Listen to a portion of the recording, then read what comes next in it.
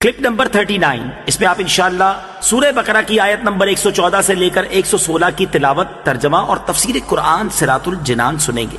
بسم اللہ الرحمن الرحیم۔ ترجمہ: اللہ کے نام سے شروع جو نہایت مہربان رحمت والا ہے۔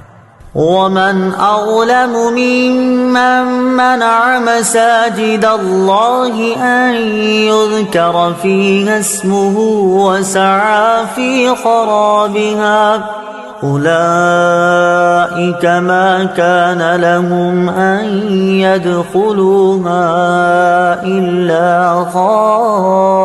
خائفين لهم في الدنيا خزي ولهم في الآخرة عذاب عظيم۔ ترجمہ: اور اس سے بڑھ کر ظالم کون ہوگا جو اللہ کی مسجدوں کو اس بات سے روکے کہ ان میں اللہ کا نام لیا جائے اور ان کو ویران کرنے کی کوشش کرے۔ انہیں مسجدوں میں داخل ہونا مناسب نہ تھا مگر ڈرتے ہوئے، ان کے لیے دنیا میں رسوائی ہے اور ان کے لیے آخرت میں بڑا عذاب ہے۔ ومن اظلم ممن، اور اس سے بڑھ کر ظالم کون۔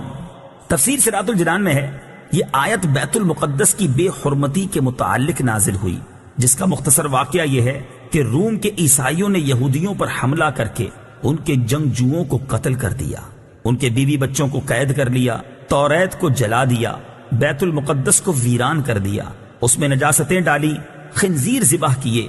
یوں بیت المقدس خلافت فاروقی تک اسی ویرانی میں رہا۔ آپ رضی اللہ تعالی عنہ کے عہد مبارک میں مسلمانوں نے اسے بنایا۔ ایک قول یہ بھی ہے کہ یہ آیت مشرکین مکہ کے حق میں نازل ہوئی، جنہوں نے ابتدائے اسلام میں حضور سید عالم صلی اللہ تعالی علیہ وآلہ وسلم اور آپ کے اصحاب رضی اللہ تعالی عنہم کو کعبے میں نماز پڑھنے سے روکا تھا، اور صلح حدیبیہ کے وقت اس میں نماز و حج سے منع کیا تھا، ان یذکر، کہ ذکر کیا جائے۔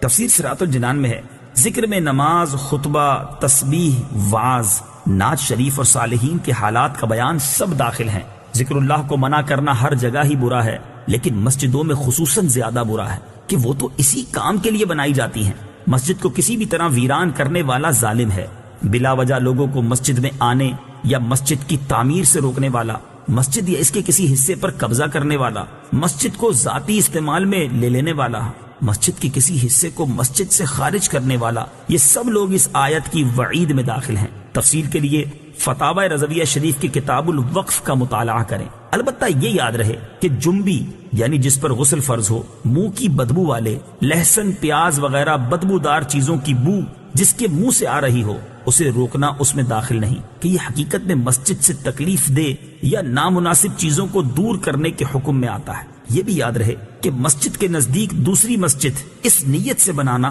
کہ پہلی مسجد ویران ہو جائے حرام ہے، کہ یہ بھی مسجد کی ویرانی میں کوشش کرنا ہے۔ البتہ اگر کوئی مسجد بنائے تو اس کی نیت پر ہم حکم نہیں لگا سکتے ہیں کہ اس نے بری نیت سے ہی مسجد بنائی ہے، الا خائفین، مگر ڈرتے ہوئے۔ تفسیر صراط الجنان میں ہے مسجد میں ادب و تعظیم اور خوف خدا کے ساتھ داخل ہونا چاہیے، نڈر و بے باک ہو کر اور آداب مسجد کو پامال کرتے ہوئے داخل ہونا مسلمان کا کام نہیں۔ فی الدنیا خزی، دنیا میں رسوائی۔ تفسیر صراط الجنان میں ہے بیت المقدس ویران کرنے والوں کو دنیا میں یہ رسوائی پہنچی کہ قتل کیے گئے، گرفتار ہوئے، جلا وطن کیے گئے، خلافت فاروقی و عثمانی میں ملک شام ان کے قبضے سے نکل گیا اور بیت المقدس سے ذلت کے ساتھ نکالے گئے۔ مسجدوں اور مسجدوں سے تعلق رکھنے والوں سے نفرت کرنے والوں کو یہ وعید اپنے پیش نظر رکھنی چاہیے۔ وَلِلَّهِ الْمَشْرِقُ وَالْمَغْرِبُ فَأَيْنَمَا تُوَلُّوا فَثَمَّ وَجْهُ اللَّهِ إِنَّ اللَّهَ وَاسِعٌ عَلِيمٌ۔ ترجمہ: اور مشرق و مغرب سب اللہ ہی کا ہے، تو تم جدھر منہ کرو ادھر ہی اللہ کی رحمت تمہاری طرف متوجہ ہے، بے شک اللہ وسعت والا، علم والا ہے۔ وَلِلَّهِ، اور اللہ ہی کے لیے ہے۔ تفسیر صراط الجنان میں ہے ایک مرتبہ صحابہ کرام علیہم رضوان تاریک رات میں سفر میں تھے، قبلہ کی سمت معلوم نہ ہو سکی، ہر شخص نے جس طرف اس کا دل جمع نماز پڑھ لی۔ صبح کو بارگاہ رسالت میں حال عرض کیا تو یہ آیت نازل ہوئی۔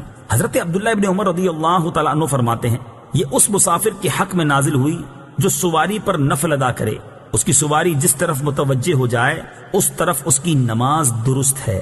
فَأَيْنَمَا تُوَلُّوا، تو تم جدھر منہ پھیرو۔ تفسیر صراط الجنان میں ہے، معلوم ہوا کہ قبلہ کی سمت معلوم نہ ہو سکے تو جس طرف دل جمے کہ خانہ کعبہ اسی سمت ہوگا تو اسی طرف منہ کر کے نماز پڑھے۔ اس بارے میں تفصیلی احکام جاننے کے لیے بہار شریعت حصہ 3 کا مطالعہ فرمائیں۔ یہ یاد رہے کہ خانہ کعبہ ہی قبلہ ہے، یہاں جو اجازت ہے وہ مخصوص صورتوں میں ہے۔ وقالوا اتخذ الله ولدا سبحانه بل له ما في السماوات والأرض كل له قانتون۔ ترجمہ، اور مشرکوں نے کہا اللہ نے اپنے لیے اولاد بنا رکھی ہے، وہ پاک ذات ہے، بلکہ جو کچھ آسمانوں اور زمین میں ہے سب اسی کی ملکیت میں ہے، سب اس کے حضور گردن جھکائے ہوئے ہیں۔ سبحانہ، اللہ پاک ہے۔ تفسیر صراط الجنان میں ہے، یہودیوں نے حضرت عزیر علیہ الصلوۃ والسلام کو اور عیسائیوں نے حضرت عیسیٰ علیہ الصلوۃ والسلام کو خدا کا بیٹا مانا، جبکہ مشرکین عرب نے فرشتوں کو خدا کی بیٹیاں قرار دیا۔